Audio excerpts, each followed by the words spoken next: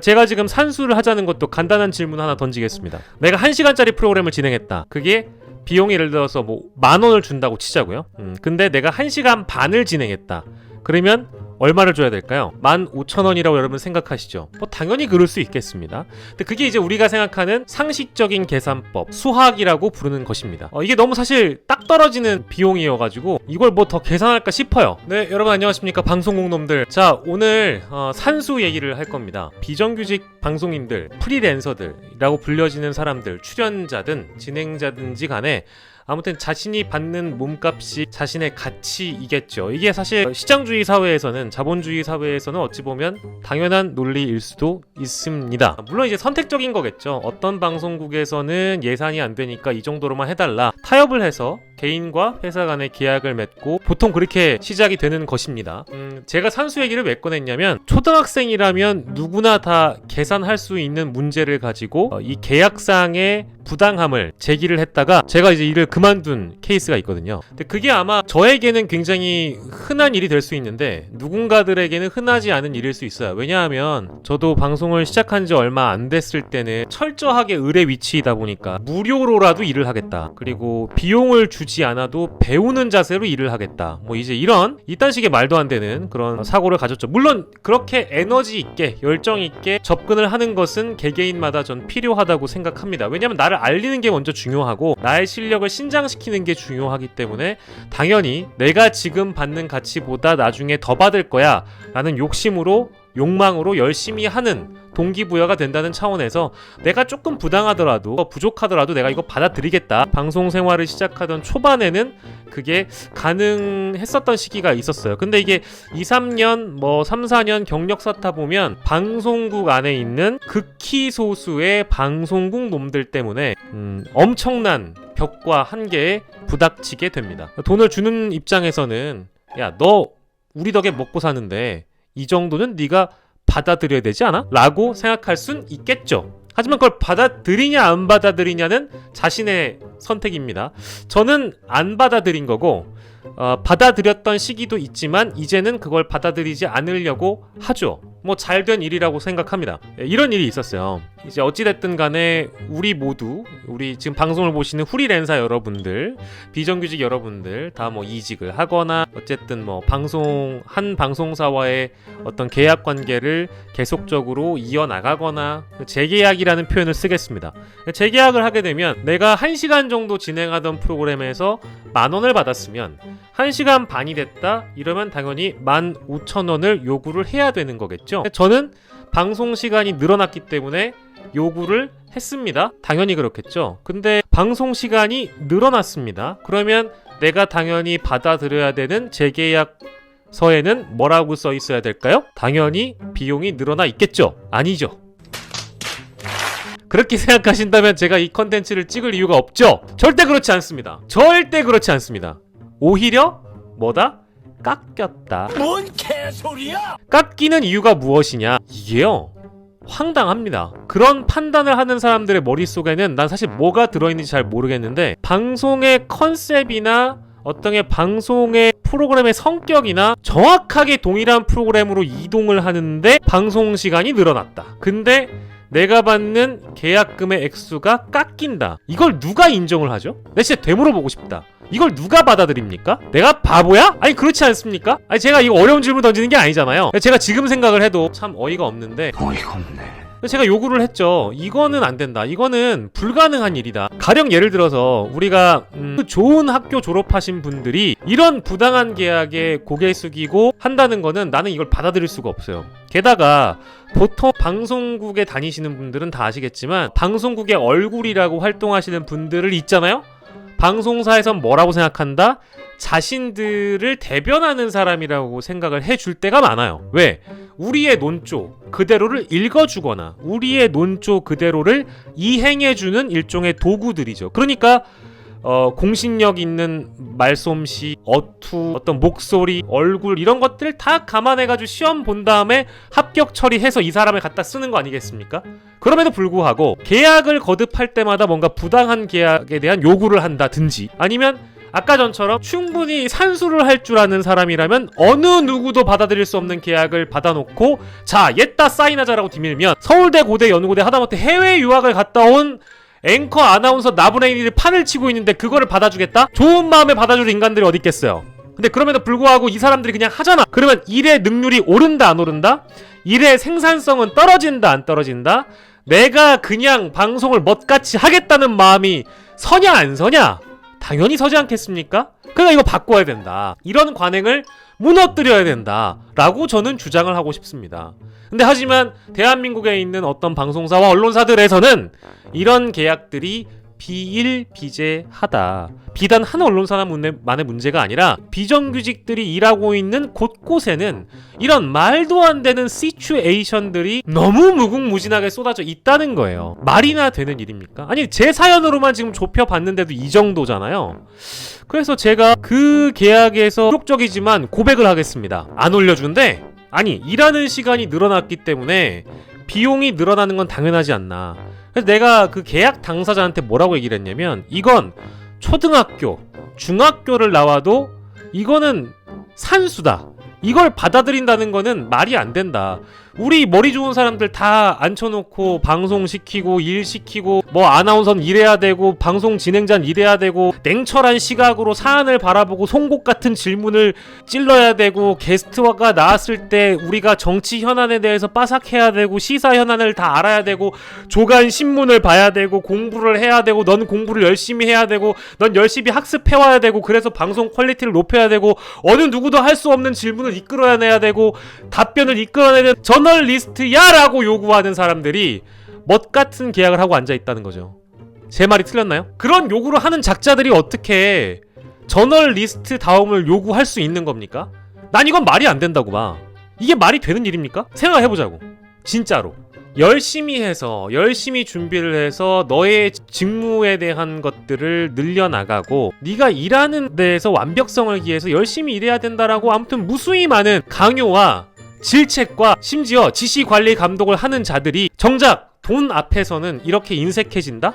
난 이건 용납할 수가 없어요. 그래서 제가 굴욕적이지만 나는 어떤 심정인지는 알겠으니 뭐 회사마다 한계라는 게 있잖아. 어떻게 일하는 사람마다 그런 원칙적인 기준과 논리적인 기준과 상식적인 기준으로 일을 하겠냐고요. 모든 조직은 비효율적이야. 내가 보면 방송사만의 일이 아니에요.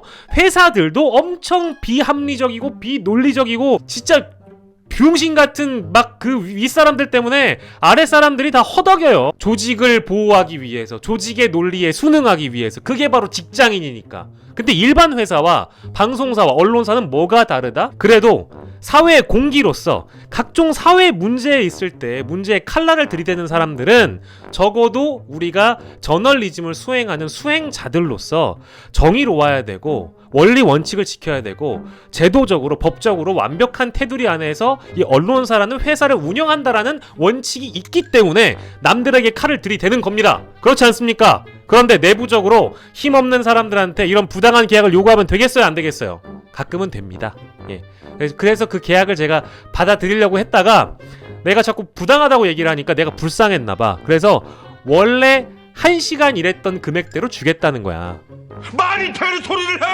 그러니까 깎지 않겠다는 거야. 재계약을 하는데 30분을 일을 더 하는 것 같다가 금액을 깎지 않겠고 그냥 그대로 주겠대. 근데 난 그것도 못 받아들이겠다는 거예요. 왜?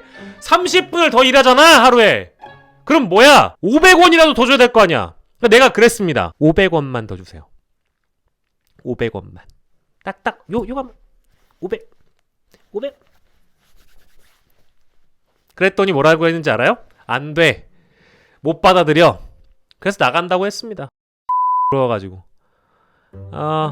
그게 뭐 사실은 그 회사만의 문제겠어요. 저는 늘 그런 생각을 해요. 이 회사만의 문제는 아니다. 지금 나와서 이런 얘기를 하는 자유분방함을 느끼고 이게 진실이기 때문에 나는 뭐 사실 거리낄 게 없어요. 그리고 지금 사실은 그런 계약을 계속적으로 일삼아 오는 걸로도 알고 있어요. 그 자랑스러운 일은 아니지 않습니까? 기자 여러분들, PD 여러분들, 그렇지 않아요? 그게 사실은 내 지금에 와서 얘기할 수 있겠지만 그런 부당함들을 지켜보고 바로잡아 줄 수 없었던 사람들은 다 방임, 동조자들이에요. 내가 보기엔 그래. 적어도 나한테 와서 야 그래도 이번만큼은 좀 수그리고 가자라고 얘기하는 사람들도 있거든요. 근데 그분들도 나의 자존심과 화를 넘진 못했지. 왜? 그 계약이 그런 계약이 한두 번이었어야지 한두 번이 아니었거든요. 그래서 이제 화가 났던 거죠. 근데 그게 그래요. 야, 네가 더럽고 안 입고 오면 네가 잘해가지고 유명해지면 되는 거 아니야. 뭐 그런 논리로 접근을 하는 거죠. 근데 그거는 다른 문제야. 아니 그건 여기에서 논점이 아니야. 절대 논점이 될 수가 없어.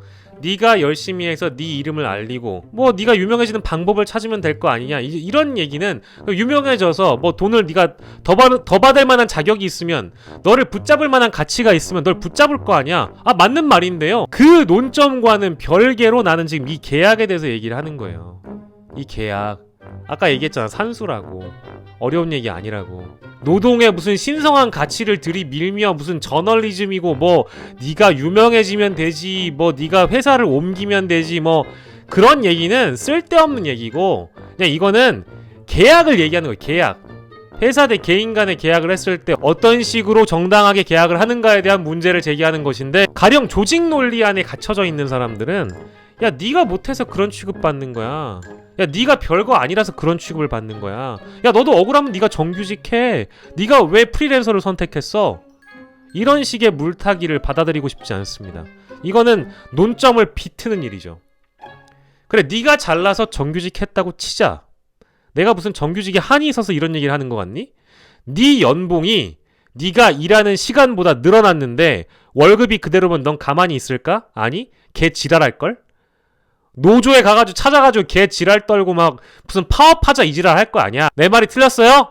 그런데 그거와는 별개로, 아, 나는 정규직이어서 그런 문제가 전혀 없어. 아, 나는 정규직이니까 그런 피해를 당할 일이 없네?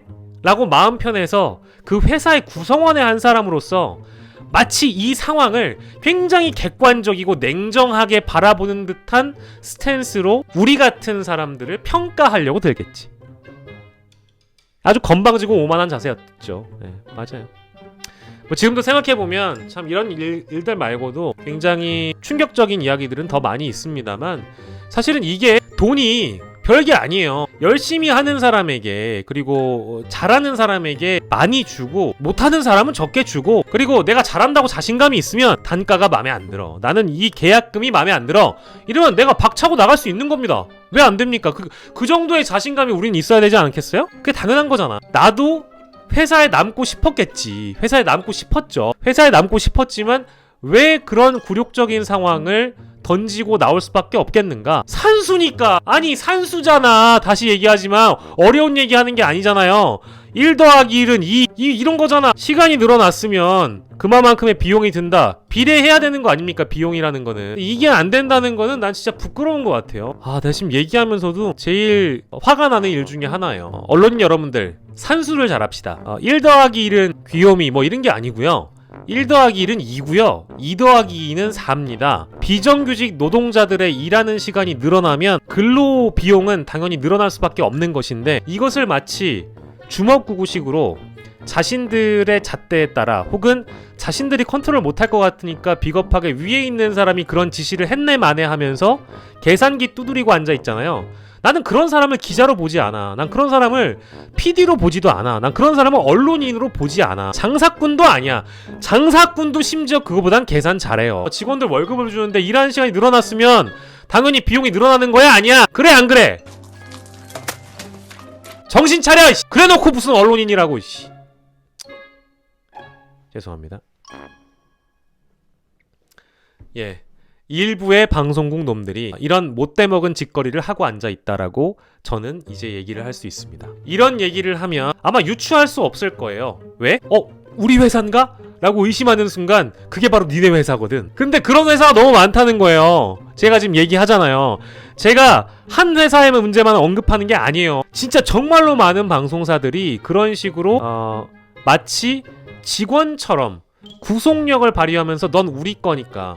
그리고 갑질이라는 게 별게 아닙니다. 내가 갑이라고 느껴서 소위 을이라고 부를 만한 사람들한테 나는 그래도 되니까, 나는 너한테 그래도 되니까라고 막무가내로 행동하는 게 갑질이에요. 근데 이제 재계약을 가지고 그런 식의 갑질을 하는 언론사가 거기만 있을까요? 아닐걸? 절대로 그렇지 않을걸? 지금 내가 제보를 받은 것만 해도 수십 가지예요. 방송 에피소드가 올라가잖아요? 그러면 저마다 오랜 기간 예전에 일했던 회사에서 연락이 옵니다. 나도 그랬던 적 있다고. 아, 선배 저도 그랬어요. 후배 저도 그랬어요.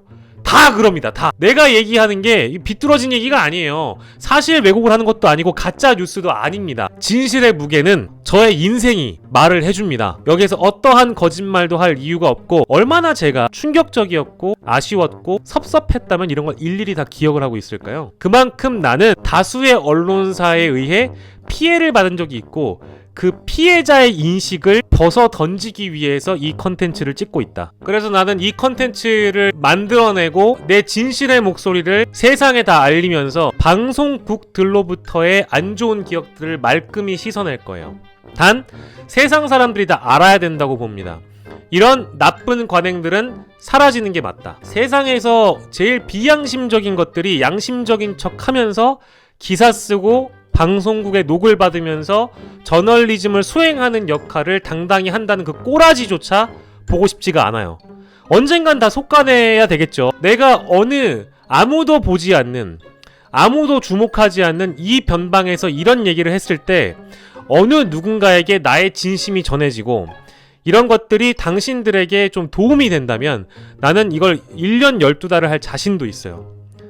그런 식으로 사람의 인식은 좀 바뀌어가야 돼요. 그러니까 세상을, 나는 언론사에서 녹을 먹는 정규직이든 비정규직이든 우리 사회 구성원들이나 언론 노동자들의 그 인식이 어찌됐든 한 걸음 더 나은 환경으로 나아가야 된다고 생각해요. 그게 세상을 진보시킬 수 있는 일이라고 봅니다. 비록 내가 이 변방에서 이런 얘기를 한다고 한들 나중에 그래, 와 쟤는 방송국 저격하잖아, 쟤는 언론사의 관리자 역할 하는 사람들 저격하는 거잖아, 쟤 저러면 밥 못 벌어먹고 살 텐데 라고 생각하잖아요. 이제는 그런 시대가 지났다니까. 제가 벌어들이고 있는 제 수익의 절반 이상이 다 유튜브입니다. 방송국 나가는 거 레거시 미디어는 한두 개밖에 안 돼요. 물론 그 한두 개조차 감사합니다. 그 한두 개도 엄청 소중하지. 하지만 나는 그 한두 개는 내가 잘 알지 못하는 회사이기 때문에 상관없어요. 근데 기존에 내가 알던 회사들이 있잖아.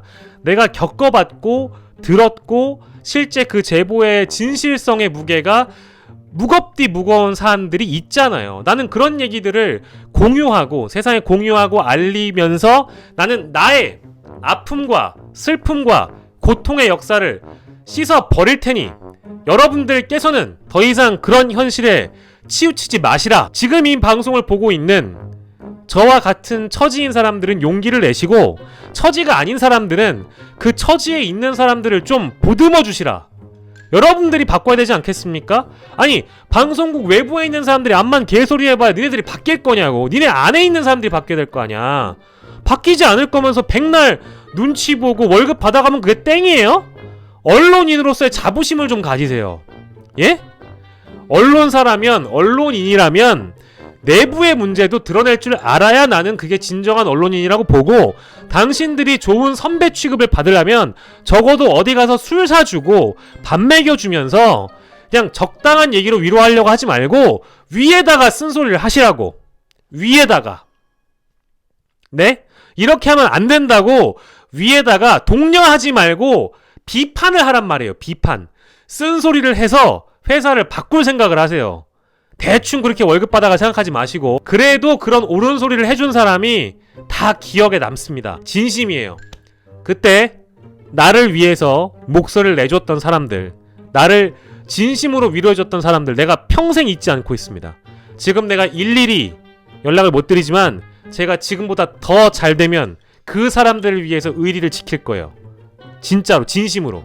그러니 여러분들, 제가 오늘 한 얘기를 너무 불쾌하게 듣지 마시고, 이 새끼 우리 회사 욕하네? 라는 그 인식 자체가 잘못될 거야. 야! 니네 회사가 그렇게 잘못됐다고. 그런 생각을 하지 말란 말이야.